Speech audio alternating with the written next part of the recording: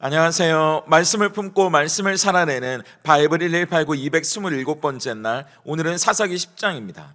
지난주에 6장부터 9장까지 이스라엘의 5번째 사사로 세워진 기드온의 이야기, 그리고 그 아들 아비멜렉의 안타까운 최후가 얼마나 허망했는지 살펴봤는데요. 오늘 10장에는 그 뒤를 이어 사사가 되는 돌라, 야일, 입다의 이야기가 이어지면서 역시 지난 날을 잊어버린 채 또 하나님을 떠나는 사사시대의 암울한 영적인 모습을 다시 확인하게 됩니다. 먼저 1절부터 9절까지는 평화가 가져온 영적 건망증, 그리고 타락의 비극인데요.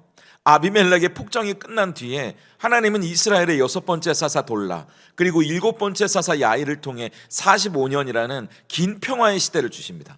특히 4절을 보면 야일의 아들 30명이 어린 낙이 30을 탔다고 하는데, 지금도 낙이나 말은 귀하잖아요. 그 당시 낙이 30마리는 지금으로 치면 고급 승용차 30대와 맞먹는 부와 명예의 상징이거든요. 그만큼 별 걱정 없이 풍요롭고 평화로운 시간이 계속됐다는 거죠. 그런데 성경은 이 풍요롭고 평화로웠던 45년의 세월, 그것도 사사가 2명이나 세워졌던 시기를 단 5절로 금방 지나가 버리거든요. 왜일까요? 세상적으로는 평화롭고 풍요로운 시간이었는지는 몰라도 하나님과는 어떤 영적인 추억도 의미 있는 경험도 만들어내지 못할 만큼 그들이 하나님을 의지하고 깨어있지 못했다는 겁니다. 광야에서는 만나가 없으면 그야말로 살 수 없었기 때문에 매일 하늘을 바라봐야 했잖아요. 구름기둥, 불기둥을 따라가지 않으면 어디로 가야 할지 모르기 때문에 늘 눈을 크게 뜨고 하나님을 의지해야 했지만, 가나안에 들어온 이상 농사짓고 창고에 곡식들을 가득 쌓아놓고 나니까 더 이상 하늘을 볼 필요도 없어지는 겁니다. 하나님께 매달릴 이유도 없어지는 거예요. 그래서 이 45년이 하나님과 동행하면서 보낸 시간이 아니었다는 걸 이 평화의 끝에 어떤 일이 벌어졌는지를 보면 우리가 알 수 있습니다. 6절을 보세요. 이스라엘 자손이 다시 여호와의 목전에 악을 행하여 바알들과 아스타롯과 아람의 신들과 시돈의 신들과 모압의 신들과 암몬 자손의 신들과 블레셋 사람들의 신들을 섬기고 여호와를 버려 그를 섬기지 아니하므로. 하나님을 떠난 이스라엘이 섬긴 이방의 신들을 보세요. 무려 7종류의 우상입니다. 바알은 농사가 잘 되게 해주는 번영과 풍요의 신이잖아요. 아스타롯은 자녀를 많이 낳게 해주는 다산의 신입니다. 아람의 신들은 농사에 필요한 비를 내려주는 신이고요. 시돈의 신들은 건강을 책임져주는 치유와 회복의 신이에요. 모압의 신은 전쟁에서 이기게 해주는 힘의 신입니다. 그러니까 지금 이스라엘에게 우상은 많으면 많을수록 좋은 거예요. 구원은 여호와 하나님께 받아야 되지만 돈은 바알에게서 벌거든요. 자녀의 성공은 아스타롯에게 맡기는 겁니다. 건강은 시돈의 신에게 맡기는 거예요. 전쟁에 나갈 땐 또 모압의 신을 붙드는 겁니다. 하나님 한 분만으로는 뭔가 불안하니까 세상에 좋다는 보험들은 다 들어놓고 싶은 마음인 거죠. 영적인 쇼핑을 하고 있는 겁니다. 다다익선, 하나님 외에도 붙들 수 있는 게 많으면 많을수록 좋다고 여겼던 이스라엘의 생각대로 그럼 그렇게 됐을까요? 이스라엘이 어떤 결말을 맞이하는지 7절을 보세요. 여호와께서 이스라엘에게 진노하사 블레셋 사람들의 손과 암몬 자손의 손에 그들을 파심해, 그들이 섬겼던 이방의 신들에게 그들을 파셨다는 건데, 이건 그들이 하고 싶어 하는 대로 그대로 내버려 두셨다는 겁니다. 그럼 그들이 섬겼던 우상들이 자기 편이 됐으니까 이스라엘을 잘해줬을까요? 이어지는 8절을 보세요. 그 해에 그들이 요단강 저쪽 길르앗에 있는 아모리 족속의 땅에 있는 모든 이스라엘 자손을 쳤으며 18해 동안 억압하였더라. 여기서 억압했다는 말은 히브리어로 산산조각을 내고 으스러뜨렸다는 뜻이거든요. 우리가 하나님보다 더 사랑했던 그것들이 결국에는 우리를 산산조각 낸다는 말입니다. 돈을 우상으로 섬기게 되면 돈을 많이 벌고 평안한 인생이 되는 게 아니라 결국 그 돈이라는 우상이 한 사람의 인격을 말 그대로 산산조각 낸다는 말이에요. 자녀를 우상으로 삼아보세요. 그 자녀 때문에 가슴이 산산조각 나는 고통을 겪게 될 겁니다. 돈이나 자녀가 나쁘다는 말이 아니니까 오해하지는 마세요. 그걸 하나님을 대체하는 우상으로 섬기면 그 끝이 저와 여러분에게 상처를 남기는 결말이 될 수밖에 없다는 말을 하는 거예요. 지난주에도 나눈 것처럼 사사기는 그 끝이 뻔히 보이는데도 꼭 그 길로 갑니다. 하지만 우리는 기억해야 해요. 하나님을 떠난 대가는 자유가 아닙니다. 내 영혼이, 내 마음이 산산조각 나고 으스러지는 고통뿐이라는 걸 우린 잊지 말아야 합니다. 이어지는 10절부터 18절까지는 하나님의 거절과 그 속에 담긴 본심인데요. 고통을 견디다 못한 이스라엘이 드디어 하나님께 부르짖는데 10절을 보세요. 이스라엘 자손이 여호와께 부르짖어 이르되 우리가 우리 하나님을 버리고 바알들을 섬김으로 주께 범죄하였나이다 하니. 그런데 이스라엘이 부르짖었는데도 이번엔 하나님의 반응이 예전 같지 않으세요. 과거에는 이스라엘이 부르짖으면 즉시 사사 구원자를 보내주셨잖아요. 그런데 이번에는 아주 냉정하게 거절하십니다. 14절을 보세요. 가서 너희가 택한 신들에게 부르짖어 너희의 환난 때에 그들이 너희를 구원하게 하라 하신지라. 네가 좋다고 쫓아다니던 그 우상들에게나 가서 한번 빌어보라는 거예요. 질병이 우리를 블레셋처럼 친다면 네가 그렇게 의지하던 돈이 너를 구원하는지 보자고 말씀하시는 겁니다. 만약 경제적인 위기가 우리를 암몬처럼 쳐들어온다면 네가 목숨 걸었던 그 인맥이 그 위기에서 너를 건져내는지 한번 보자고 말씀하시는 거예요. 하나님이 삐치신 걸까요? 아니죠. 하나님은 지금 이스라엘의 속마음을 꿰뚫어 보고 계신 겁니다. 벌써 이게 몇 번째인가요? 이스라엘의 회개는 정말 하나님이 그리워서 돌아온 관계의 회복이 아니라 당장 내가 맞는 매가 너무 아프니까 어떻게든 이 상황만 모면해 보려는 비겁한 거래였기 때문이에요. 그래도 다행히 하나님의 거절을 듣고 나서야 이스라엘은 행동을 보이게 되는데요. 말로만 잘못했다고 하는 게 아니라 본인들이 해야 할 일, 우상을 버리는 일들을 시작합니다. 16절을 보세요. 자기 가운데에서 이방 신들을 제하여 버리고 여호와를 섬김에 여호와께서 이스라엘의 곤고로 말미암아 마음에 근심하시니라. 여기서 마음에 근심하시니라, 이 말은 히브리어로 직역하면 그의 혼이, 그의 마음이 짧아졌다는 뜻이거든요.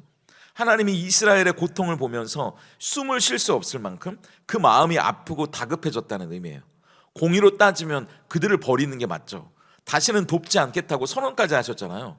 하지만 사랑의 하나님이시기 때문에 자기의 자녀가 고통 속에서 산산조각 으스러지는 꼴을 차마 눈뜨고 볼 수는 없는 겁니다.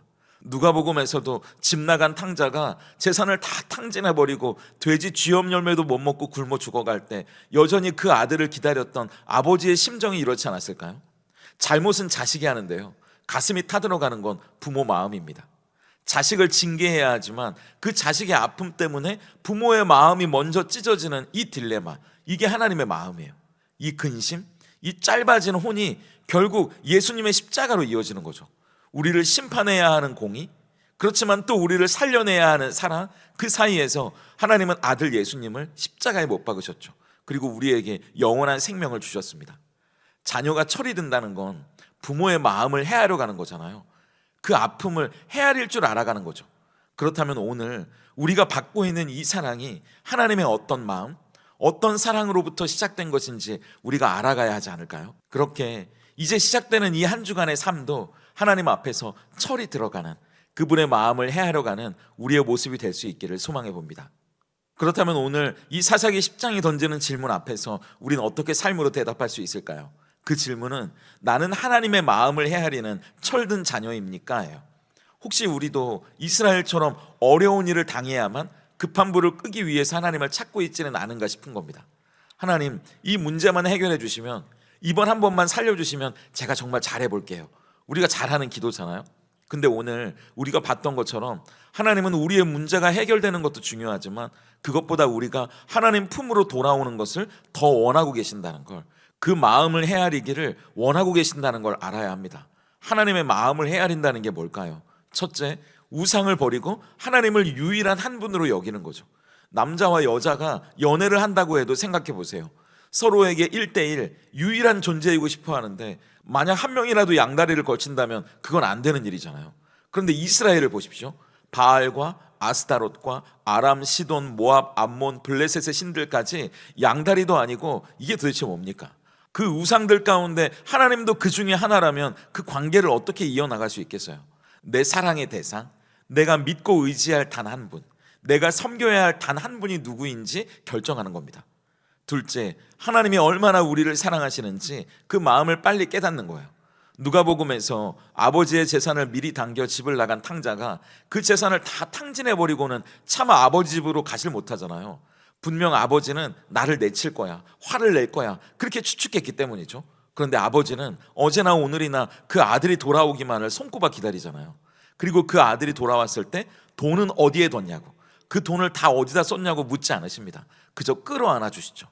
우리의 아픔을 두고만 볼 수 없어서 그 혼이, 그 마음이 짧아질 정도로 고통스러워하시는 하나님, 그래서 결국 하나님의 아들이 십자가에서 자기의 생명을 던지실 만큼 우리를 사랑하시는 그 큰 사랑이 이 머리가 아니고요, 우리의 가슴으로 느껴지는 오늘이 될 수 있다면 좋겠고, 그 깨달아지는 사랑이 이번 한 주 또 우리가 살아가는 모든 삶의 이유가 될 수 있다면 좋겠습니다.